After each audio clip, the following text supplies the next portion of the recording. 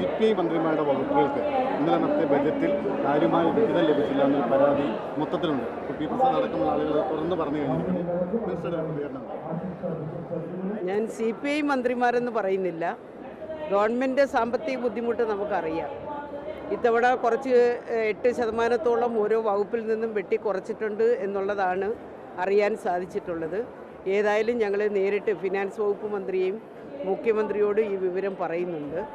കാരണം ക്ഷീരമേഖലകളിൽ കുറച്ചധികം പാവപ്പെട്ട ക്ഷീര കർഷകരെ സഹായിക്കുന്ന തരത്തിലുള്ള സ്കീമുകളും പദ്ധതികളുമാണ് നമ്മൾ കൊണ്ടുവരുന്നത്.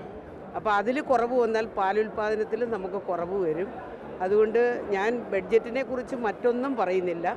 അത് ഞങ്ങളൊരു ചർച്ചയിലൂടെ പരിഹരിക്കുവാനുള്ള പരിശ്രമമാണ് ചെയ്യുന്നത്. അല്ലല്ലല്ല, അങ്ങനൊന്നുമില്ല. ഒരുമിച്ചൊന്നും പോകേണ്ട ആവശ്യമില്ലല്ലോ. ഞങ്ങളുടെ മുകളിൽ ഒരു മുഖ്യമന്ത്രിയുണ്ട്. മുഖ്യമന്ത്രിയെ കാണുക, അത് ഞങ്ങൾ അദ്ദേഹത്തിനെ അത് ബോധ്യപ്പെടുത്തും. നമ്മുടെ കേരളത്തിലെ ധനകാര്യ വകുപ്പ് മന്ത്രിയോട് ഇത് ബോധ്യപ്പെടുത്തും. വകുപ്പിൽ നിന്ന് കുറവ് വരുത്തിയിട്ടുള്ള തുക മാറ്റം വരുത്തണമെന്ന് മാത്രമാണ് ആവശ്യപ്പെടുക. അത്രയേ ഉള്ളൂ.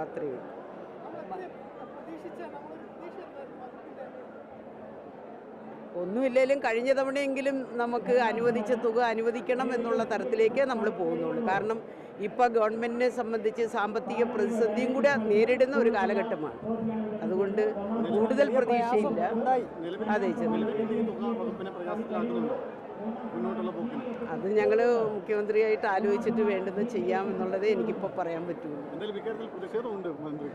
ഇല്ല, ഞാൻ ആ പ്രതിഷേധം ഇവിടെ പറയുന്നില്ല. അത് പറയേണ്ടുന്നിടത്ത് പറഞ്ഞാൽ മതിയല്ലോ.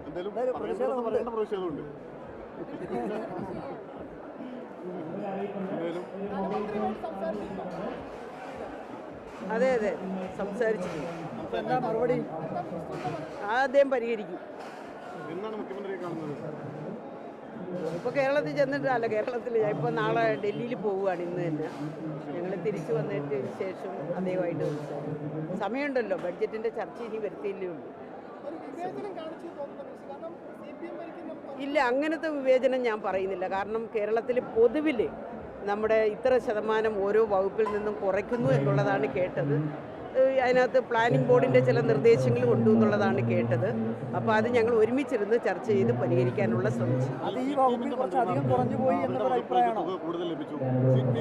ഇല്ല, അങ്ങനത്തെ ഒന്നും ഞാൻ പറഞ്ഞിട്ടേ ഇല്ല.